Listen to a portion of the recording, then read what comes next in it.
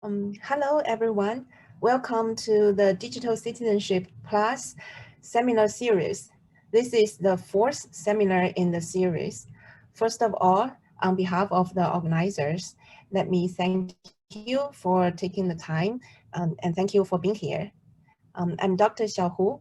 I'm an associate professor in the Faculty of Education at the University of Hong Kong. I'm one of the conveners of the Digital Citizenship Plus seminar series, and it's my honor to chair this session. Before the seminar starts, I'd like to briefly introduce this seminar series. The Digital Citizenship Plus is a platform for dissemination and intellectual exploration of research related to digital citizenship. The Digital Citizenship Seminar Series is supported by a RGC theme-based research scheme project titled the Learning and Assessment for Digital Citizenship. So this series will explore the impact of digital media on the everyday life of children and youth, and also on their development as citizens in an increasingly technology-intensive and globally connected world. In collaboration with scholars and researchers in other countries and regions, this seminar series will report on current research findings, critically examine conceptual and methodological issues, and explore research trends and opportunities related to digital citizens and digital citizenship. So today is the fourth seminar in this series. The subsequent seminars will be held in every 2 weeks or at the same time on Mondays. So we hope that all of you will continue and coming back for our subsequent seminars. And today our theme is growing up digital and digital social capital. We will have 2 presentations, just like before. Each presentation will be around 20 minutes. And today's presentations are given by researchers from Oslo Metropolitan University in Norway and the University of Hong Kong. We have also invited a prestigious discussant, Dr. Elizabeth Milovidov, who is a consultant for the Council of Europe and Microsoft. So Dr.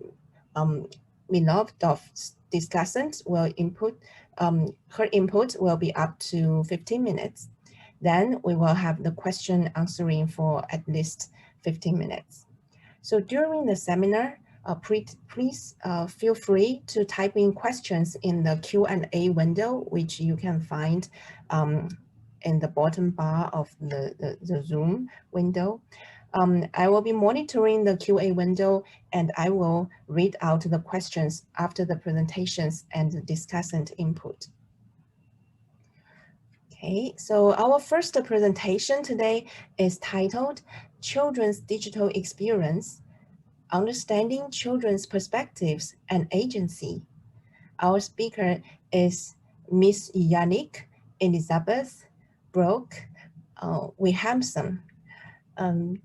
Ms. Yannick is a PhD fellow in the Department of Early Childhood Education at Oslo Metropolitan University, Norway. She is also a former first grade teacher. Now she's researching digital family life with DigiGen, which is the European research project on the digital generation. So without further ado, let's welcome Ms. Yannick Wilhelmsen, please. Yes, thank you. I will start to share my screen.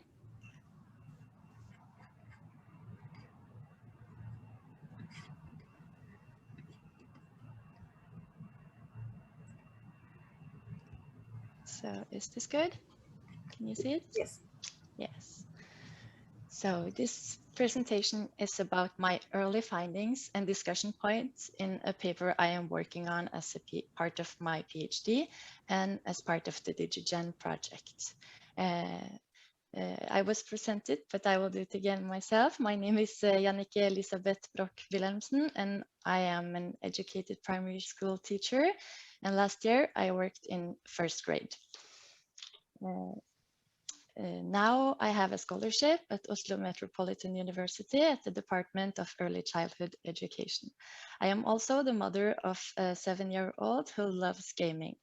As you can see in the picture, she was even gaming on my wedding day. As I said yes to my husband, she pulled me by the hand and told me she wanted to play Minecraft. These experiences as a teacher and a mother will have a saying in how I'm affecting this research project, which I am very aware of. Since this presentation is about work in progress and a part of my PhD, I would be very happy to have any comments and advices for me continuing in writing up this research paper. So please let me know or email me if you have any advices or questions. So what is DigiGen? DigiGen is a collaboration between 9 European countries: Norway, Greece, the United Kingdom, Austria, Spain, Germany, Romania, Estonia, and Belgium. We examine how technological transformation affects the lives of children and young people. I am a part of Work Package 3 that studies technological transformation on family life. We do individual interviews with children in the age of 5 to 6 years and 8 to 10 years, and 2 family members of each children about how digital technology affects family and everyday life. We also do focus groups with children in the same age groups. So about this particular study. Aiming to understand how it is to live a digital childhood, this study draws on qualitative data from this work package 3 when examining Norwegian 5 to 6-year-olds' experiences with digital technology in their family homes. The transcriptions from 6 individual interviews and 5 focus groups with 3 children in each were and soon will be analyzed proceeding an inductive empirical close coding process. Then the empirical findings were and will be placed inside the theoretical framework of a social constructed childhood to discuss what are the limitations and possibilities for child living a digital childhood. James describes that childhood cannot be considered an unproblematic description of natural biological phases, but instead one can look at the idea of childhood as a special cultural formulation of the first part of life that is changeable and at the same time historical and politically conditioned. And how adults look at children and behave towards them shapes children's experiences of being children, and with this, their responses and commitment into the adult world. Steinsholt and Øksnes believe that it is adults who construct childhood based on the strong cultural perceptions we have, combined with memories of our own childhood.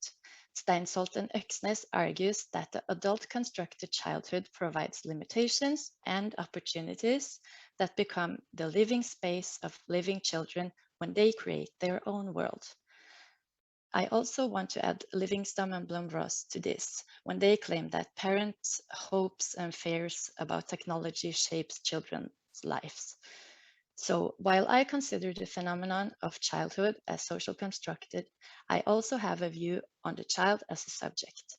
Mayhal believes that if we are to be able to give a diverse picture of society, we must consider children's experiences on an equal footing with women and men. Young people's descriptions of childhood come from their immediate social experiences, unique for today's childhood. We must talk to those who are children today because of inclusion, but also because even though all adults have been children, we cannot know what it is like to be a child today. This is an argument for why it is important to listen to those who are children today when we say something about children's digital lives. Regardless of what we adults think, children can have meaningful experiences in the digital world as well.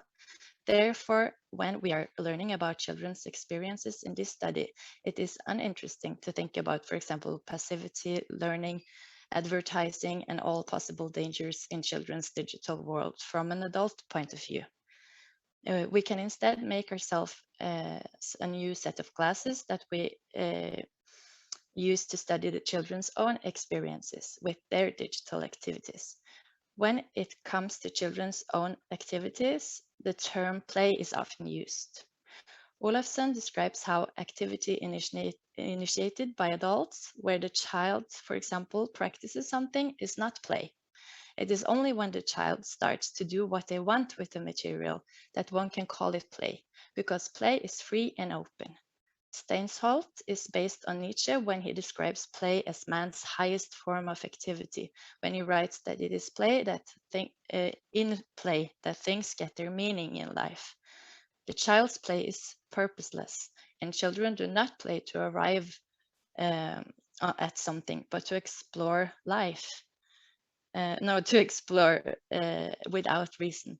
The term play is defined by adults, but it can be a useful category to help adults give children space to have their own business that is perceived as meaningful for them rather than for us adults. And this may also apply to children's digital activities. It is not up to us adults to define what is experienced meaningful for a child, but we can facilitate so that the child may have these experiences. And in today's society, these experiences can also be digital. So over to method and analysis. It was conducted 6 individual interviews with 5 6-year-olds and 5 focus groups with 3 children in each. The sampling was done by contacting kindergartens in different parts of Norway and by promoting the project on Twitter, Facebook, and Oslo Met's website. Because of COVID-19 and society closing down in periods, it was hard getting into both family homes and institutions. And because of this, some of the individual interviews was done by Zoom.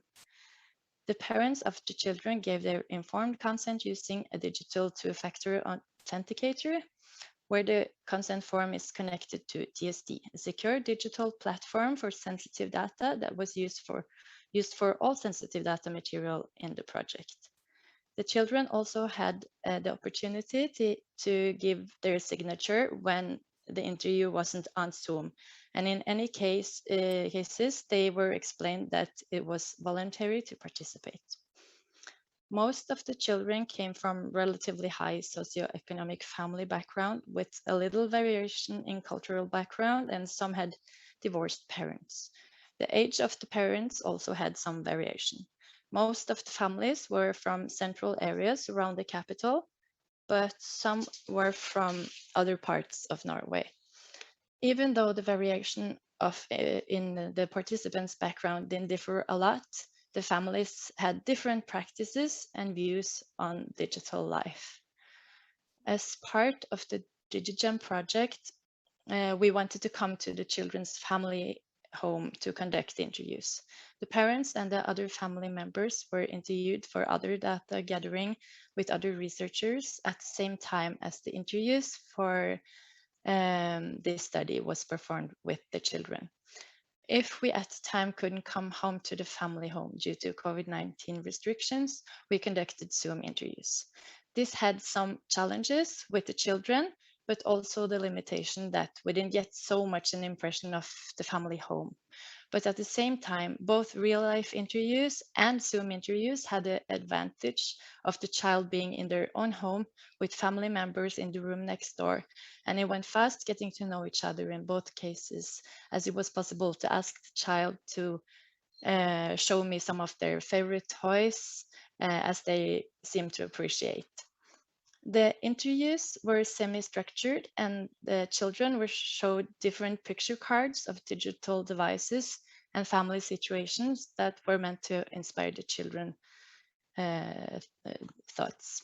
The pictures you see in this presentation is actually some of the picture cards from the interview. The focus groups were conducted either in the children group's kindergarten or in the home of one of the children in the group. And most groups had 3 children each. Due to the COVID-19, this became a reasonable number. In the focus groups, the same picture cards as for individual interviews were used, but also a role play for the children to participate and to start the discussion among the peers. In both interviews and focus groups, it was of great importance that the children had a good experience and enjoyed the event. And in one case, this led for one child to ask me to turn off the dictaphone during the interview because he wanted me to concentrate on a puzzle. When we finished the puzzle, he let me continue the interview questions. All the interviews were transcribed for further analysis. I have and still am conducting an empirical close coding inspired by Audun Tjora, trying to avoid jumping to premature conclusions. Since this kind of coding is led by only the data and is not theory driven, it can lead to a big number of codes. Only the individual interviews led to 139 codes. In the next step, I grouped the codes that had an internal thematic connection. And at this step, the research focus will be more defining than just the empirical material. I'm still working on this, and at the moment, I have 6 different categories, as I now will present. The first theme was differences. The 5-6-year-olds perceive differences between themselves and the world around them. They describe differences in terms of devices available compared with their family members and how they use different content from siblings and friends because of different preferences or because of different age. They say that the phone is something you get when you are older. They also perceive that other kids in other families have other rules and other possibilities. They tell about siblings visiting other kids for more screen time, and one boy tell about a friend in kindergarten who wished to have the same game and skin in the game as him, but he never actually played the game. They also reflect on differences between themselves and siblings when it comes to different rules. One girl described that her older brother needs screen time because he loves gaming so much, but she likes many things, so it is not necessary for her. The next theme is being together and alone. The 5-6-year-olds describe that when using their devices, mostly iPad or Nintendo Switch, they sometimes do it together with their siblings, not so much with their parents, and mostly alone. Most of them are not playing online with friends, as might be more normal for older siblings.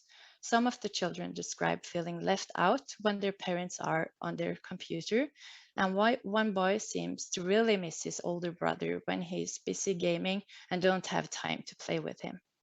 But they also describe gaming alone or watching cartoons alone as something positive. One boy says that it makes him calm in his brain, and the girl told how she likes to relax in her bed with her iPad and cuddle with her teddy bears. The third theme is competence. The children show their competence in how they describe the content in the games they are playing and the devices they use. The children express themselves as feeling competent in the individual interviews. One girl tells me that she thinks she knows more about gaming than her classmates and that she's getting really good in a game her brother taught her. Even one boy that didn't game that much seemed to feel confident when talking about one of the few games he was playing. Another boy was eager to teach me about Minecraft and giving advices for gaming. Anyhow, in the focus groups, the differences between the children appears clearer, and they also seem more insecure and self-aware. So the fourth theme is pros and cons of digital technology. One boy tells about how his back aches when using his iPad, but mostly the children talk about more practical issues like that commercial is boring, they don't like charging the devices, or that a laptop has a small screen for watching movies, stuff that prevents them from the best experience. But there are some reflections like if we didn't have any devices, then we wouldn't be so occupied with them. And some of the children tells about how they avoid scary content so they won't get nightmares.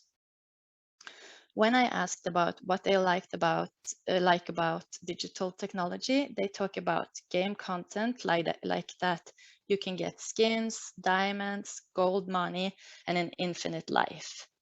Most of them think the best thing about digital technology is that you can play games, and some of them like this better than playing with other toys. But many of the kids also express that they have no problem finding other things to do. If it didn't exist, some of the kids say that they would really cry. So for some of them, it seems like a really important part of their life. And one boy even says that it would be hard for him to sleep without his iPad. The fifth theme is types of use. The children describe iPad or a tablet and Nintendo Switch as the most common devices. On their tablet, they describe playing games or watching Netflix or other apps with children's series and movies. The games they play are mostly for entertainment purposes, but some of them have pedagogical content. Only one child says that she plays online with friends. It seems that use of devices when the 5, 6 years old is social is with their siblings and a bit with their parents, but they are in most cases not social outside the family when on their devices, like their older siblings and parents are with gaming online and social media. In a way, we can say that the younger family members might be more isolated in their families than the older ones and more dependent on the company from their family members when at home. The last theme is rules and time use. It seems that none of the children can use digital devices whenever they want, but that parents decide when. Some of the children says they have screen time or that they can use the devices more in weekends. Some of the children says that they are not allowed to play as much as they want, but most of the children seems to be okay with parents monitoring their time use. Many of the children present a flexible use, and some can even bring devices to bed sometimes. One boy says that the grown-ups must decide so the children should not be harmed. Another boy finds out in the interview that he will ask his mother for a day every week without gaming so he can play with his brother instead. So now I want to bring the constructed childhood image back to your attention. I want to use these theories to try to make some sense in what a digital childhood can be when talking to them who are living it. What of the children's descriptions can be considered a part of the children's own world, and what of the descriptions of the children can classify as the parents' constructions of their children's digital childhood? Since this is a work in progress, this is what I'm working on now. I haven't finished this work yet, and I need to include all the focus groups to the analysis before I continue. But I will give you an idea of what I'm working on now. So, as you can see, I found some examples from the different themes that I would consider to be part of the children's own world and inside of the constructions of their digital childhood. Feeling digital competent or not, having digital preferences like preferring one game or app over another, or preferring the iPad for some things or the TV for other things. They like to relax with their devices, feeling lonely or not. Not everyone feels lonely when other family members are occupied. Don't want to get nightmares. It might be a grown-up who told them that they shouldn't watch scary content, but one boy showed me what the scary content for him was, and I know many kids wouldn't think the same way as him about it. One girl told about how she could feel occupied by the devices. She told about her own experience of having friends over and that she many times thought that she would rather play on the iPad. But if it wasn't there, she wouldn't think about it, she said. So, what are the parents' opportunities to construct different digital childhoods if we use the 5, 6-year-old's description as a point of view? Parents make choices for their family and children's digital lives when it comes to available devices, content, rules, and time use. They also give or do not give their children the possibility to be social out in the world via digital platforms. For the 5-6-year-old, this is rare, as I think it's weird. Wouldn't it be nice if the children could talk to their friends and play inside the same game and meet each other even when they are not together? Especially under the COVID-19 period, it surprises me that the children don't tell me more about being social with their friends online. The differences the children are aware of is exactly an example of the different constructions of childhood, the choices different parents do. This study does not aim to come with any recommendations for parents or educators. Instead, I try to contribute by showing what a digital childhood can be like and convince that it can be many different things depending on the child living it. We as adults has a big responsibility in shaping these digital childhoods and listen carefully to our children while doing so, and letting our children have a saying in shaping their own digital lives and show understanding if their view on a meaningful childhood might differ from your own. Here you can see the literature that I used for this presentation, and I think Cherry will put this PowerPoint on some web page. The drawings was made by Christer Higgen. And if you want to contact me, my email is jannike@oslomet.no. Thank you. Thank you very much, Yannick. It's very interesting study and with nice drawings. Well, we will save any questions towards the end. So now let's introduce our second presentation today. The title is Digital Social Capital and Well-being of Digital Citizens. So the speaker is Dr. Shihui Feng, who is an associate professor in the Faculty of Education at the University of Hong Kong. Her research interest is in network analysis, social computing, and learning analytics. Let's welcome Dr. Feng. Thanks, Xiao. I'm going to share my screen. Can you see the screen? Can you see the slides?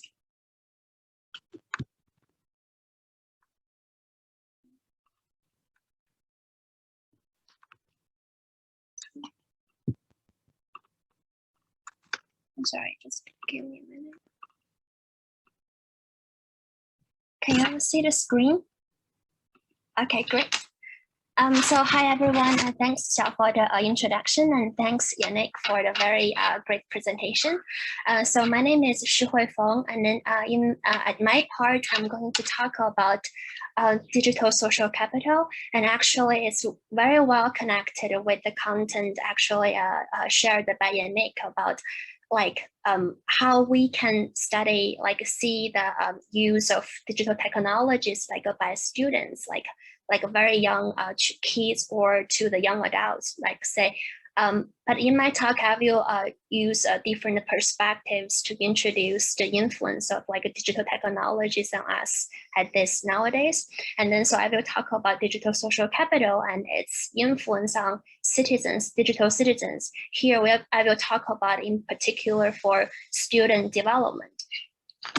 So in this presentation, I will first talk about the definition of social capital, and then I will introduce the concept of a new form of digital social capital based on undergoing research work. And then I will talk about the influence of digital social capital on student development, and then tap on like 3 aspects. And then at the end, I will briefly talk about the challenges and opportunities of studying digital social capital. So first of all, what is social capital? So based on the theory of capital, in Allen's book, he introduced like a simple and a straightforward way to define social capital as an investment in social relations through which resources of other actors can be accessed and borrowed.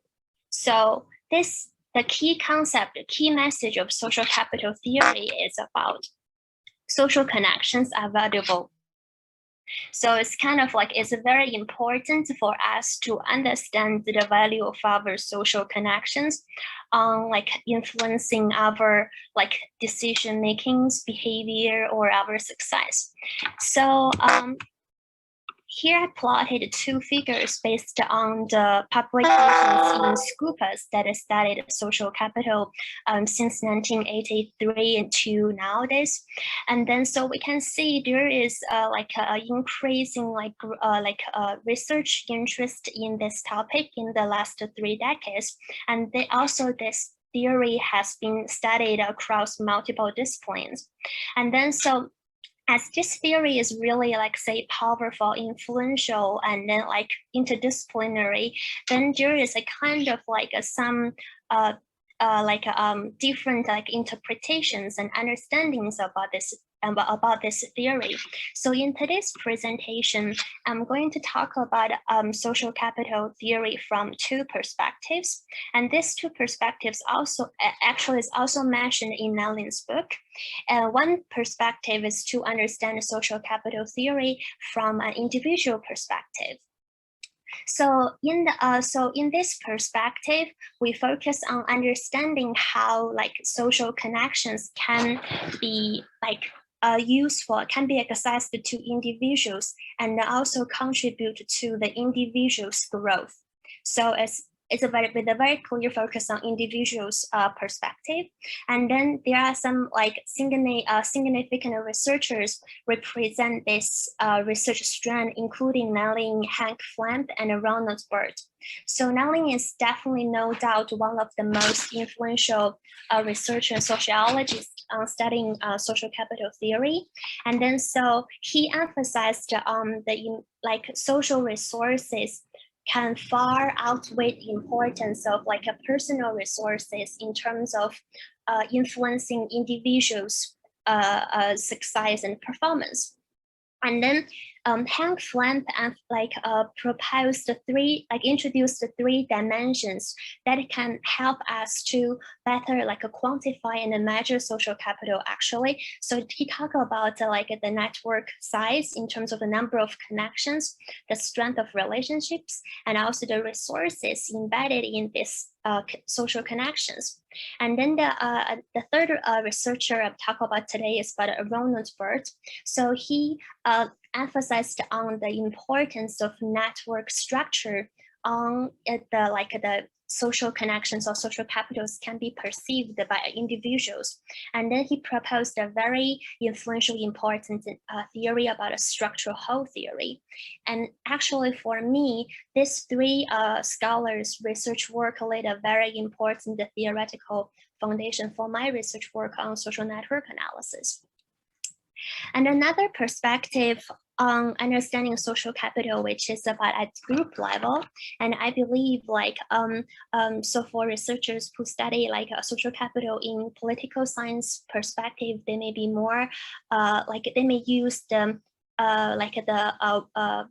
they may borrow the theoretical basis from this group of researchers more often than the previous groups. So in the in this when I talk about a social capital, understand social capital at the group level, 3 representative researchers I just mentioned today presentation, including Baudio, Coleman, and Puna. So they basically, in this perspective, social capital is more considered as a collective asset of a community, and then so which can help to improve the cohesiveness of the community as well as enhance the members' life chances.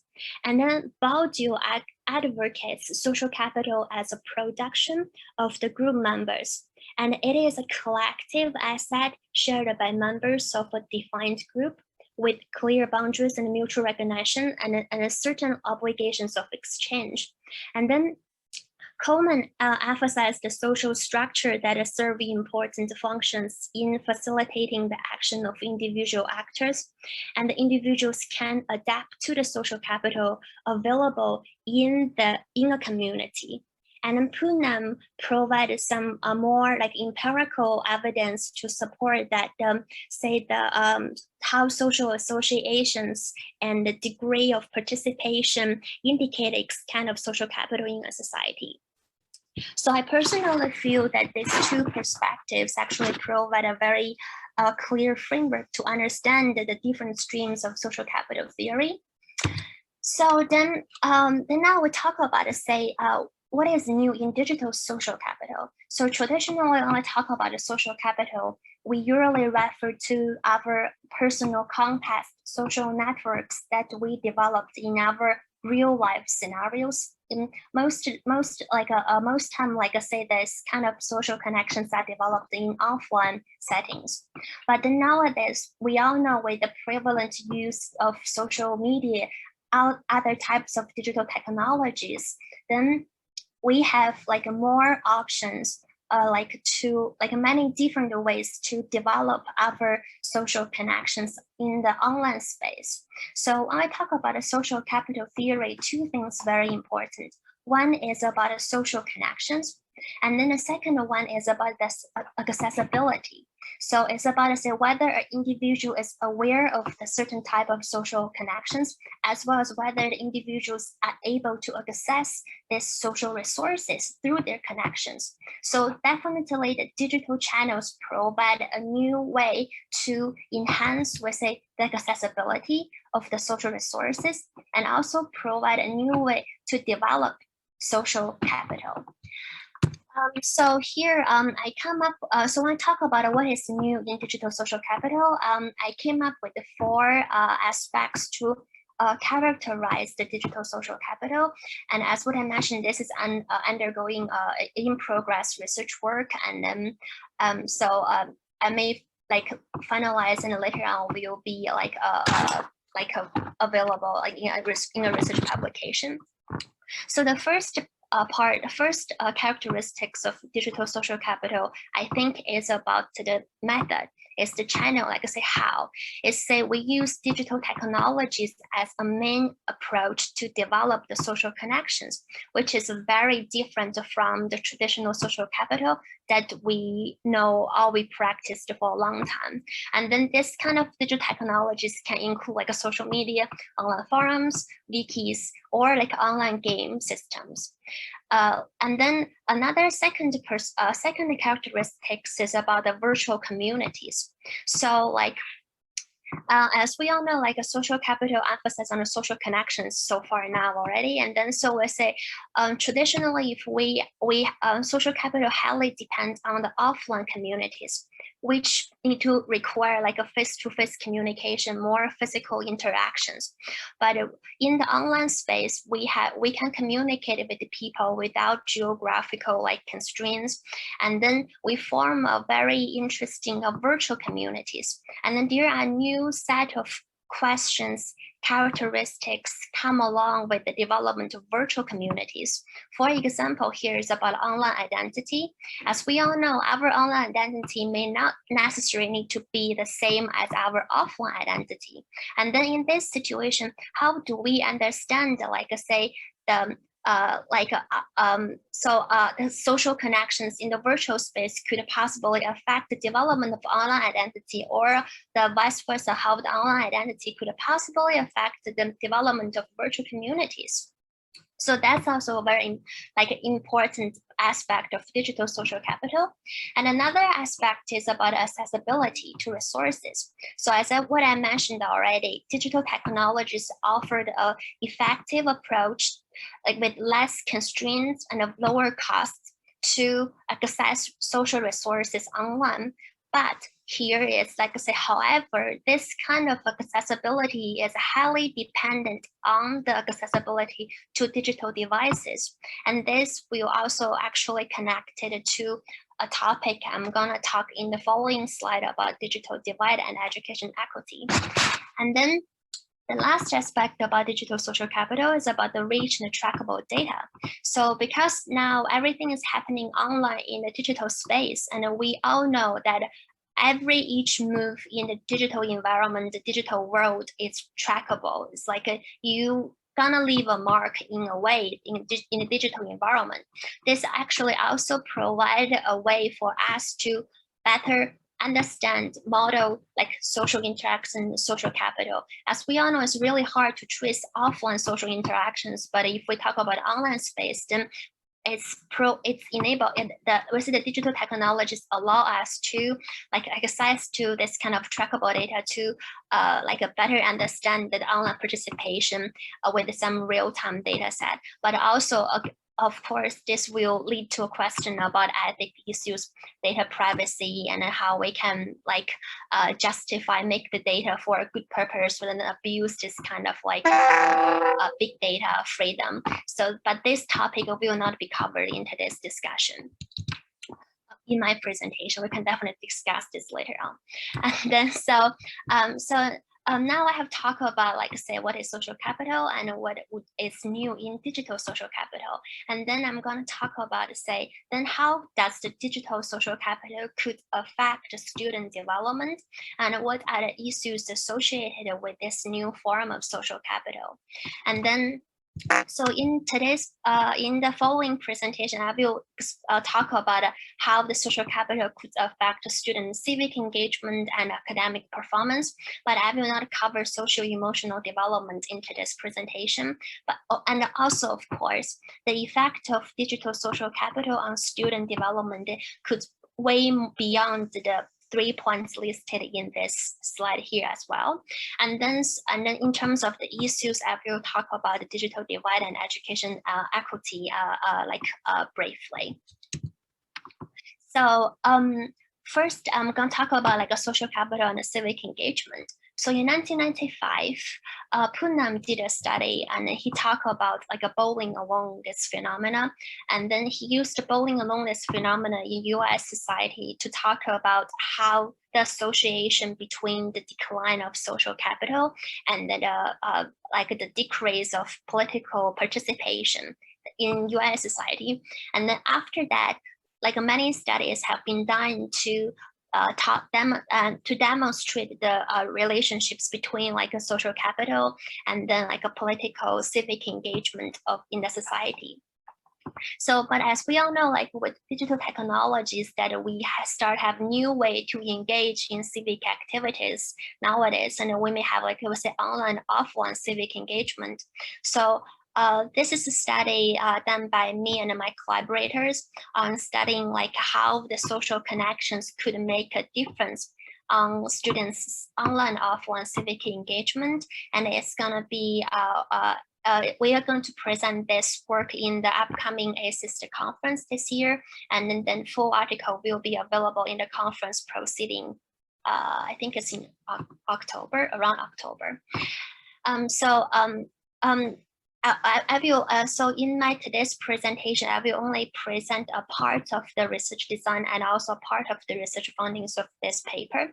So a key question we asked in this study is about how does student social capital affect their online, offline civic engagement?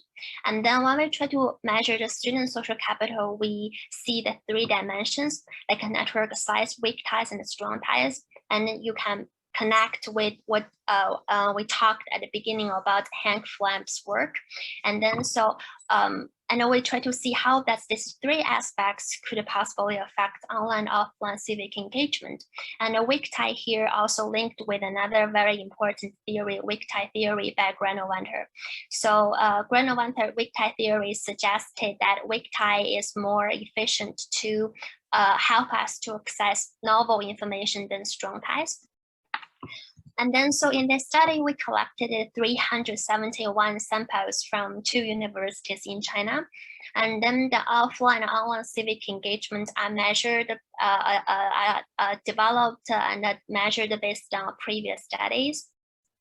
Based on a previous study by Gio Junica. And then the network size, strong ties and weak ties are measured based on the self-report data from the students about their personal civic discussion networks, the type of relationships and the frequency. Some other variables relevant to students' political self-efficacy and their personal characteristics are also measured in the study article. And then, so in that study, we found that weak ties played a significant role in affecting both online and offline civic engagement, and network size and strong ties in college student civic discussion networks had an impact on online civic engagement rather than offline civic engagement.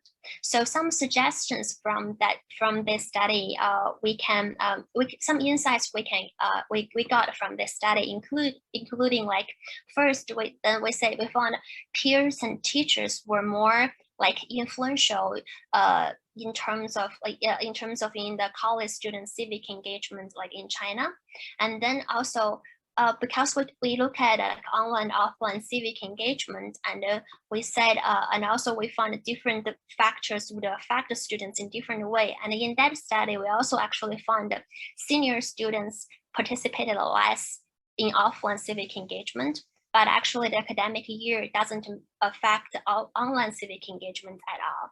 And then so we say the institutions should think about how to utilize online resources and new media platforms for sharing information and engaging students in various civic activities. And also say, we all know blended learning nowadays is a very well-known term, but then we say, should we think about it whether we can also use a blended approach to engage college students in civic activities in both online and offline settings? So that's some fundings from the study have been finished. Now, after talking about it, like the social capital and civic engagement, another aspect I wanted to talk about the how the digital social capital could affect student development, which is about dilemma about getting more connected or getting more distracted.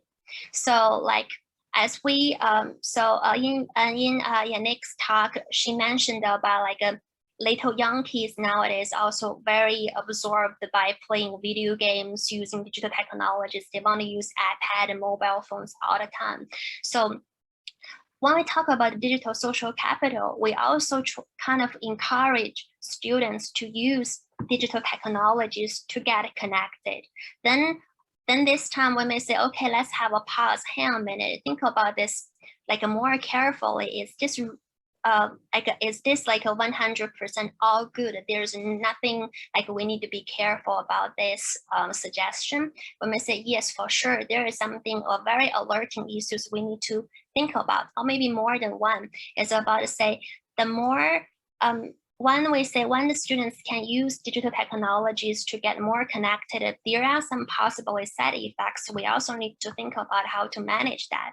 So previous studies have found that like more connected online, like a stronger they have students with more stronger connections on social media online, show to be have a greater psychological and a physical well-being. And also they say the more you use, and they also previous study also showed that okay, there's a strong association between use of Facebook and then the Facebook user and the non-user in terms of how much social connections they can gain. So the people use Facebook, they'll have a stronger, more social capital than non-users. But then on the other side, I would say the more people use Facebook or other social media, they tend to have some also problems about the usage, such as a social media addiction. So a study also done by me and my collaborators 2 years ago is about to say, we found that students with a high frequency use of Facebook per day tend to be more distracted in the course of academic tasks. And also there was a study found that Facebook users reported a lower GPAs and spent a few hours studies than non-users. So that is also a very alerting questions about say, how can we help students to make a good use of digital technologies these days, to let them get more connected and then to make the digital technologies benefit their academic performance rather than they get addicted and then make the social media usage have some detrimental effect on their academic performance and development. So that's a kind of we say dilemma, or it's there's these two parts, it's kind of a competing tension between each other, and we have to think about how to balance this. So last aspect, I'm going to talk about how digital social capital could affect the students' development is about connect with digital divide and education equity. So when I talk about digital divide, this is already a very well-known topic, and I have many colleagues studying this, expert on this aspect. And then so one thing I learned from the literature is that they suggested, so okay, low SES could possibly lead to make the digital divide become like a more serious problem. Like a low SES could lead to limited accessibility of digital technologies, and which could further lead to underdeveloped digital literacy. So when I talk about digital social capital in the undergoing research work, I'm going to bringing into a new perspectives from the digital social capital to further understand the relationships among all these elements. And we can see actually, I'm sorry. Okay. And then we can see there's a further we can make this become like a cycle, and then we can see how this low SES could affect digital literacy, and then further this will go back to actually make the students who are in a disadvantaged situation harder to change their situation. So this is a kind of some conceptual framework I'm thinking about to put in progress work. It's about to say, we start from the low SES here again, okay? And then we have a low SES, and they tend to make students have limited accessibility of digital technologies, which could possibly lead to underdeveloped digital literacy skills. And then this kind of underdeveloped digital literacy skills will will possibly lead to students have a low with digital social capital. And then the low digital social capital will just make students have limited social resources and opportunities online, and which very sadly could possibly again reinforce the low SES situation again. Of course, there could be more elements, aspects beyond the points that I mentioned in this cycle here. But this is kind of a very one loop which kind of make us to think about this digital social capital in a more a serious way. Is about to say, it seems like there is a kind of depressing cycle. So how can we make some changes to make a change to break this kind of cycle? So one thing I'm thinking one thing we can do is to, so from the school and then society perspectives, we may possibly can think about provide some financial supports and also more educational programs to ensure all the students will have equal accessibility to digital technologies at least at a school environment.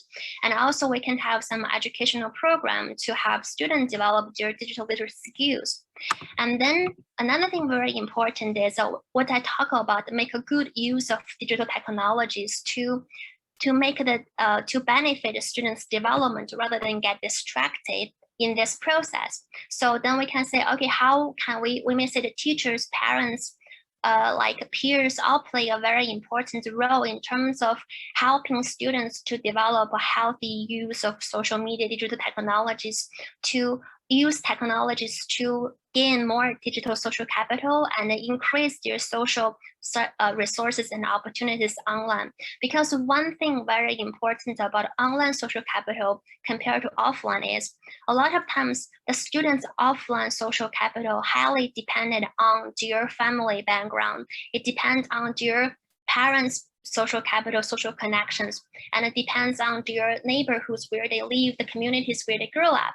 But then in the online space, they have more freedom, autonomy to develop their own social connections. But then this time, it is very important about how they use the social technologies. Will they use the technology just to play video games, or they know how to use the digital technologies to do something can benefit them to gain more digital social capital and have more social resources and opportunities, and which we hope ultimately can help to break this cycle and then to make some changes in terms of what talk about like a digital divide or help students to have a better use of digital technology these days. So the last part of my presentation is to mention some challenges about and opportunities of studying digital social capital. As we all know, like I say, all challenges actually are also the other side of challenges are opportunities. So the first challenge is about how to measure digital social capital. So how to measure social capital itself is already quite like relatively challenging concept. But nowadays we have general approaches for studying social capital. It's about a qualitative approach and also questionnaire-based approach. Questionnaire-based approach, they normally use the theoretical route from the community, understanding social capital at a community level based on Baudu, Coleman, and Putnam's work. And then also there's a bridging bonding constructs that are well used for measuring social capital as well. And another approach used a lot that I also personally use a lot is the network approach, is to understand the social net. So by constructing modeling social networks to understand individual social capital. And another challenging and opportunities, or I would say, is about the multifaceted nature of social capital. Because social capital, this concept, which is multifaceted, it includes the social relationships as well as the structures and resources embedded in the relationships. This link back to its challenge, why it is challenging to measure social capital, because of its multifaceted nature. So are you going to measure relationships or are you going to measure the resources? So that's kind of like, it all depends on the objectives of the question, a research question, a research project, and how you design a study. And another very important, interesting question would be, is it online and offline? So how can we distinguish or study the relationship between online and offline social capital? Are they kind of like integrate each other, or online is the extension of offline, or actually there is some conflicts that online social capital will offset some part of your offline social capital? As we all know, like we spend more time on phone, then we were not less connected with people around us. And then the last one is also sort of connected with how to measure and some quantitative statistical analysis parts about the causal effects of social capital. It's kind of, let's say, because we know social connections can help us to enhance our performance. A lot of times, if we see social capital studies, they sometimes just measure, say, the perceived social support as a kind of indicator of the social capital they received in the community. But this actually will link to the questions about, say, whether the perceived social support is already the outcome of the social capital, or the perceived social support can be considered as a way to that cause more social capital in the community. So that's also kind of like another challenging aspect in terms of studying social capital. Yeah, so that's basically all the thing about my today's presentation. And then thank you very much for your attention. And then this is my email here. And then I'm very happy for taking any questions with all of you after the Elizabeth discussion. And also feel free to reach out to me about email at any time. Yeah, thank you all. Thank you, Dr. Feng. So now let's invite our discussant, Dr. Elizabeth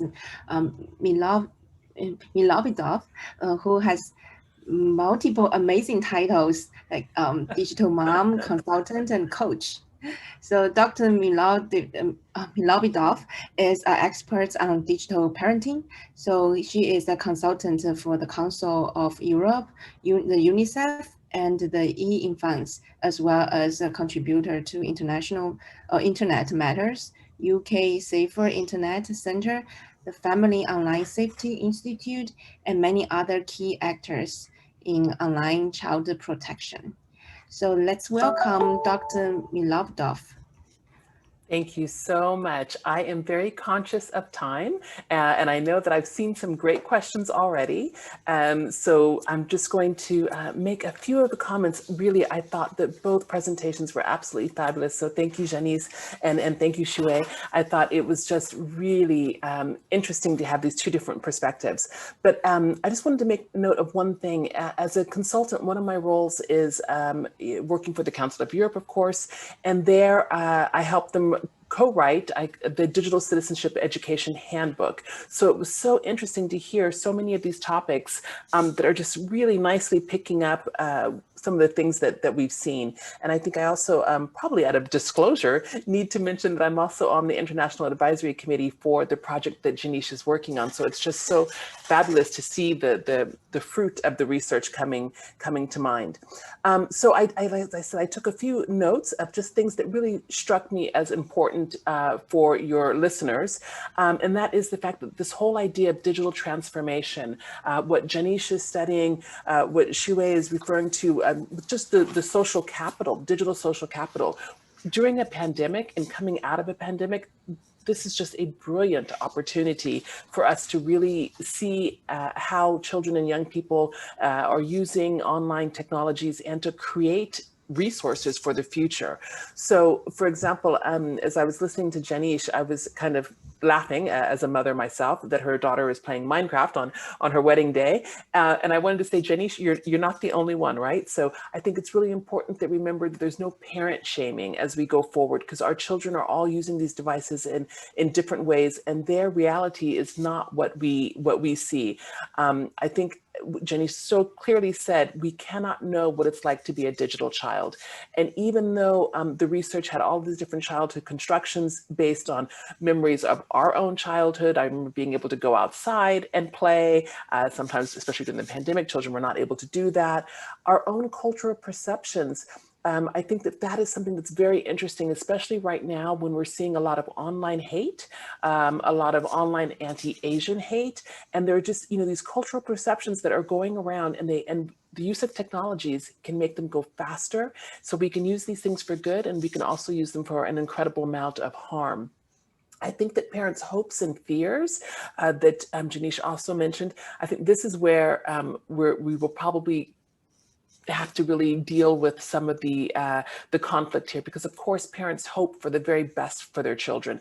They are trying to push them into the best universities, that have the best futures, the best types of jobs. But parents' own fears about technology can also be holding back their children, because as parents, I'm saying the collective we don't always understand, the benefits of technology. We are sometimes affected by the media, and we're affected by all of the negative things.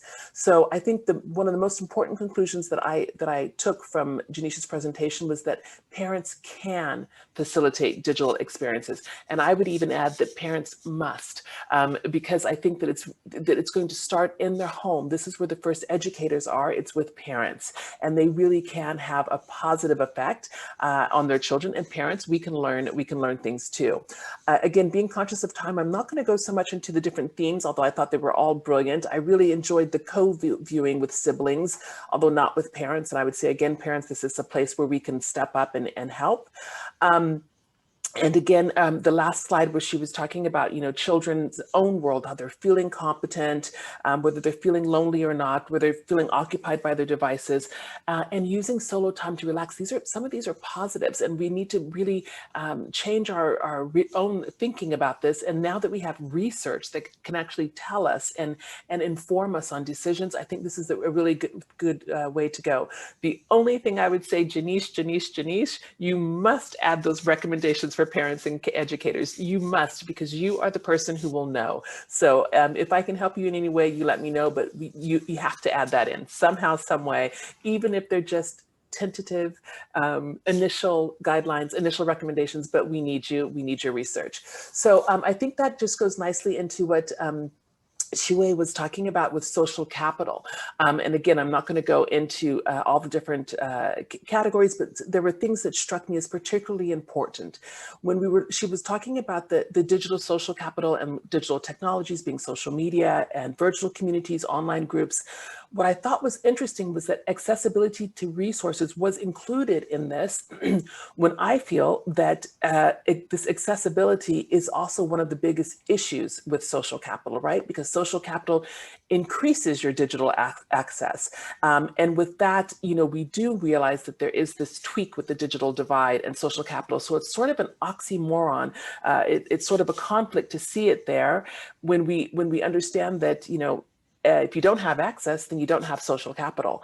And sometimes access, as her study rightly shows, can increase the well-being and sometimes not.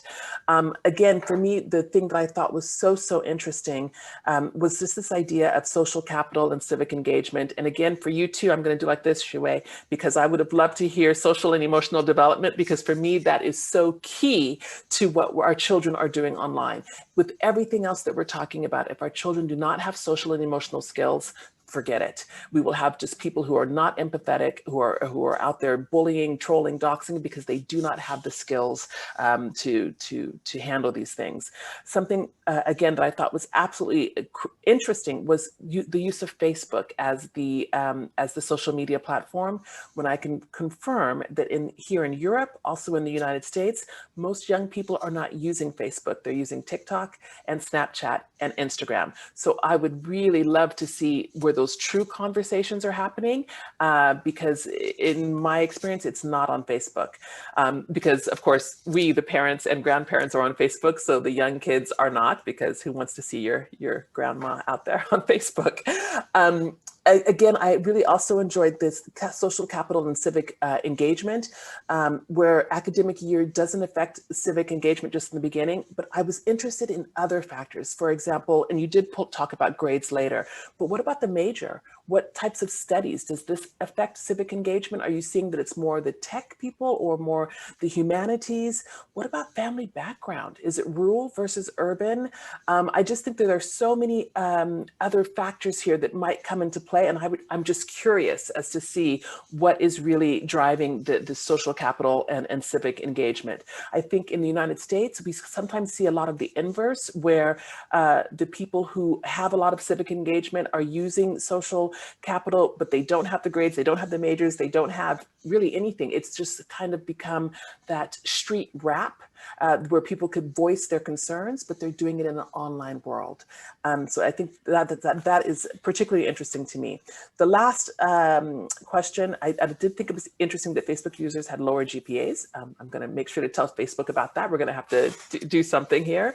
But I thought that your last question, Shihui, was the one that really resonated for me and for all of the users, is how to stay connected, how to perform well in school, and have that social and emotional development. For me, that is the key of what all of your research is. And I certainly hope that that you keep me informed, because I really would love to know how the rest of this continues on. And one other thought, Shihui, as I was thinking, especially since Jenish mentioned Minecraft, if we're thinking about social capital, and I think you mentioned that it's networks of relationships of people who are living and working together, and it's enabling a society to function effectively, you must look at Minecraft. You must look at Fortnite, because these kids are doing their social capital in this world, and they're doing it in real time. They're helping each other. I've played with my own children online, and instead of them saying, "Oh, mommy, you're horrible," they're like, "Okay, let me help you. This is where you can go get medicine," etc. So there is a whole world of networking that's happening. And with that, I will let us go to questions.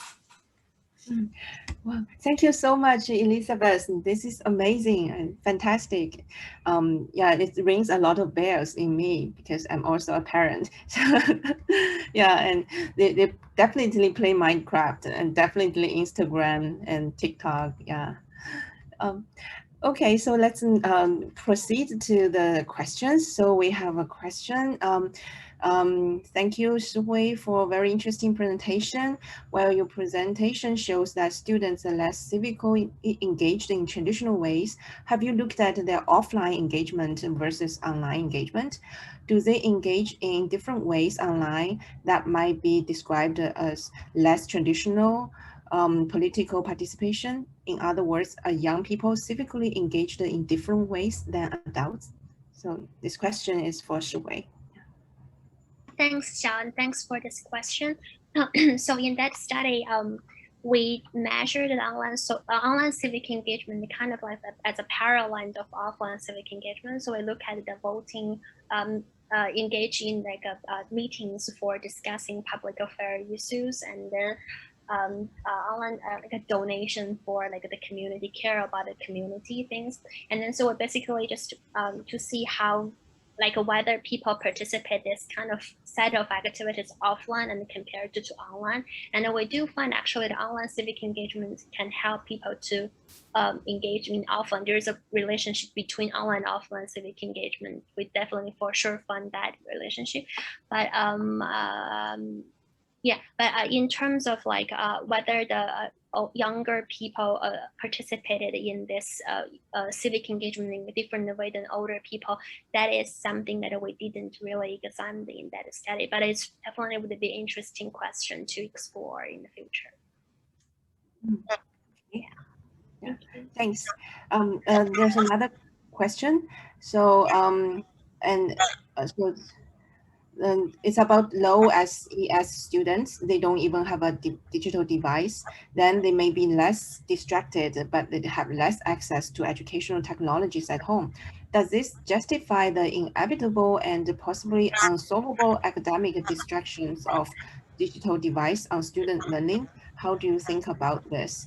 So yeah, maybe we can invite Yannick to have some response to this. Thank you.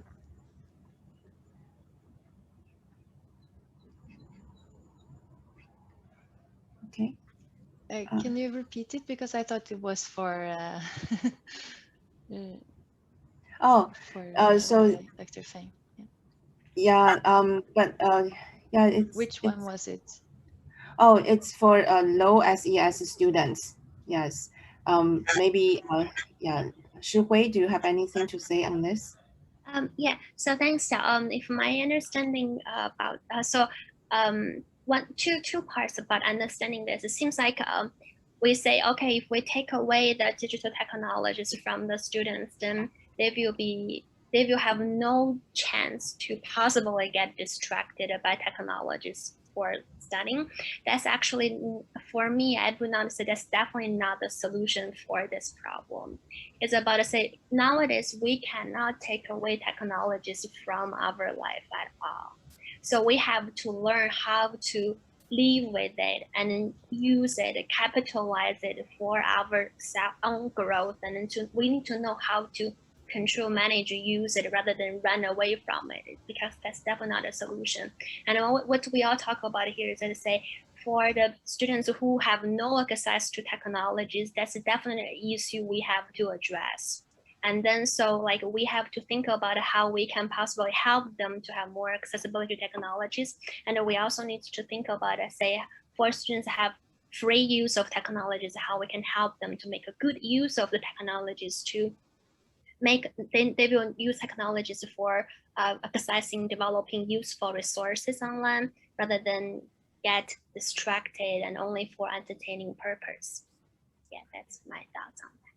Okay, thank you, Shihui. So we do have a question in the chat window, which is for Yannick. So the first question is on the interviews. So were the 6 interviews conducted with each of the 5 focus group? Can you hear me now? Yes. Okay, the can sound you see is the question a bit weird now.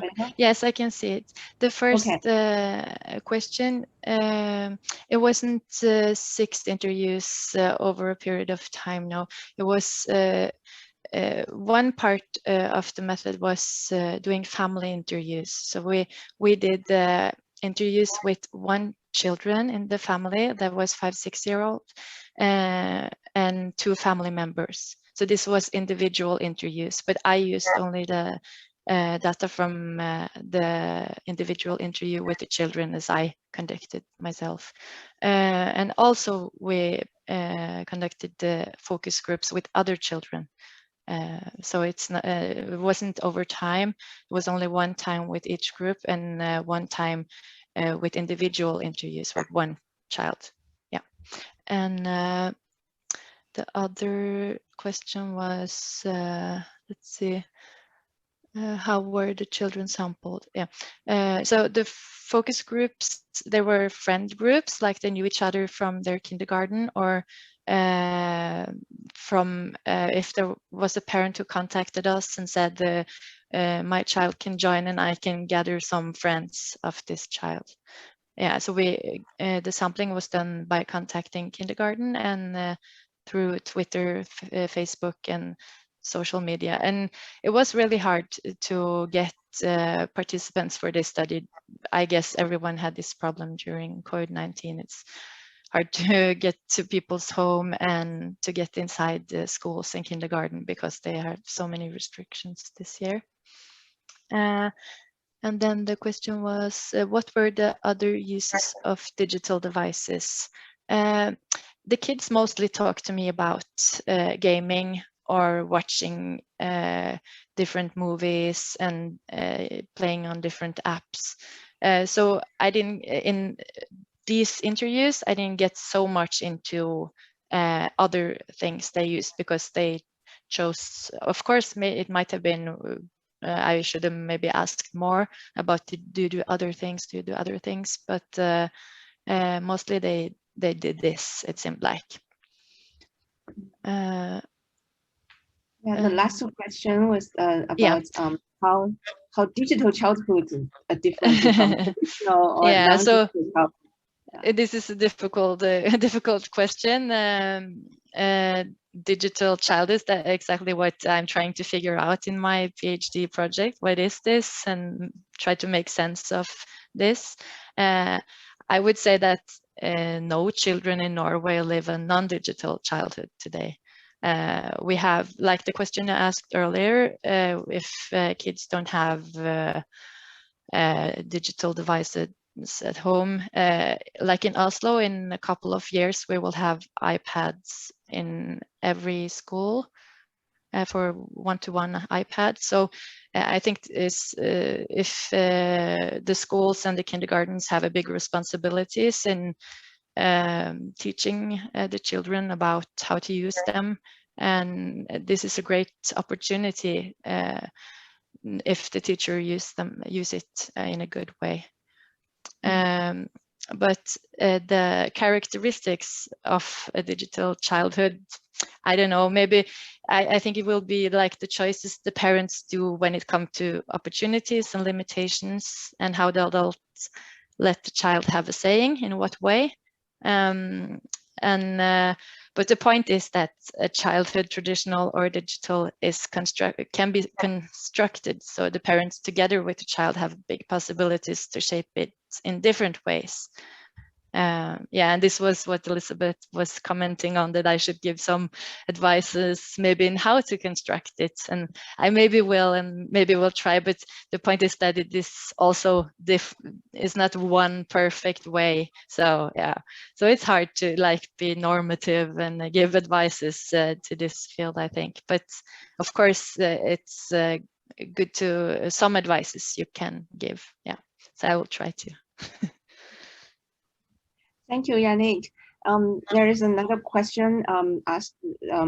Thank you for the conversation. Is there any research or insight into how a child's brain or development is affected due to social media usage and consumption? So any of the speakers and also our discussant have any ideas on that? I don't have so much to share in this question. I have not enough knowledge to say something about it. Yeah. So that's definitely a good question, but also like for me, I think it's maybe more about like a neuroscience literature to see how the like a young child's like brain cognitive development could be affected by the use of social media. Like, yeah, and my interest is more kind of like their like social behavioral performance. But this is definitely a very important like aspect. But I think it's very hard to do the research as well.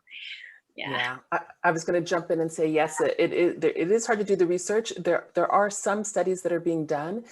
In the UK, Ofcom usually puts out a report every year on media use on children, and so we're able to see what's happening. I can also say that the American Psychological Association, the APA in the United States, they are also looking at studies of social media usage and consumption. the only problem with all of this research is that we don't have enough longitudinal studies to actually show the effect. I personally think that 5 years is great. It gives us an idea, but really I think we need a lot further along. And I really like to stress the fact that social media, it is changing itself.